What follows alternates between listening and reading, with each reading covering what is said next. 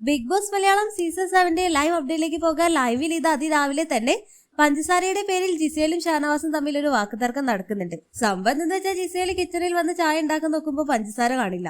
ആകെ ഒരു സ്പൂൺ പഞ്ചസാര ആയിരുന്നു ഉണ്ടായിരുന്നത്.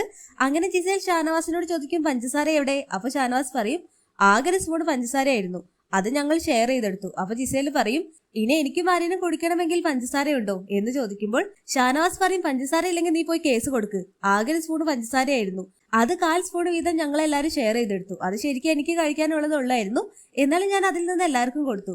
എന്തുവാണ് ജിസേൽ ഇതൊക്കെ? ചോക്ലേറ്റ് ഒറ്റയ്ക്ക് വിഴുങ്ങി, പഞ്ചസാര ഒറ്റയ്ക്ക് വിഴുങ്ങി, കാപ്പിപ്പൊടി ഒറ്റയ്ക്ക് തിന്നു, ഇതാണോ നിന്റെ ഹ്യൂമാനിറ്റി എന്ന് ഷാനവാസാണ് ജിസേലിനോട് ചോദിക്കുമ്പോൾ ജിസേല് പറയും 1 സ്പൂണാണെന്ന് എനിക്ക് അറിയില്ലായിരുന്നു, പിന്നെ ഹ്യൂമാനിറ്റി അതെനിക്ക് മതിയായി. എന്നാലും ജിസേല് പറയും കാപ്പിപ്പൊടിയും ചോക്ലേറ്റ് ഒക്കെ ജിസേൽ ഒറ്റയ്ക്ക് കഴിച്ചു എന്ന് ഷാനവാസ് പറഞ്ഞതോടുകൂടി ജിസേലിന്റെ വായ അവിടെ അടയും.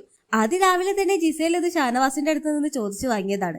അങ്ങനെ പിന്നീട് അതെല്ലാം കഴിഞ്ഞ് നെവിൻ വരുമ്പോൾ നെവിനോട് ചോദിക്കും നെവിൻ കുറച്ച് പഞ്ചസാര തരൂ എന്ന് ജിസേൽ ചോദിക്കുമ്പോൾ നെവിൻ പറയും നീ ആരിന്റെ അടുത്ത് പോയി ചോദിക്കും, അവൻ സംസാരിക്കുമ്പോൾ തന്നെ പഞ്ചസാര വിൽക്കും, അവനൊരു പഞ്ചാരയാണ്, അതുകൊണ്ട് അവനോട് പോയി ചോദിക്കുക എന്നെല്ലാം പറയുമ്പോൾ പൊട്ടിച്ചിരിക്കുന്ന ജിസേലിനെയാണ് ലൈവിൽ കാണിക്കുന്നത്. എന്തായാലും ഭക്ഷണം ഉണ്ടാക്കാനുള്ള സാധനങ്ങളെല്ലാം കഴിഞ്ഞു. അതിരാവിലെ തന്നെ പഞ്ചസാര ചോദിച്ചു നടക്കുന്ന ജിസേലിനെല്ലാമാണ് ലൈവിൽ ഇപ്പോൾ കാണിക്കുന്നത്.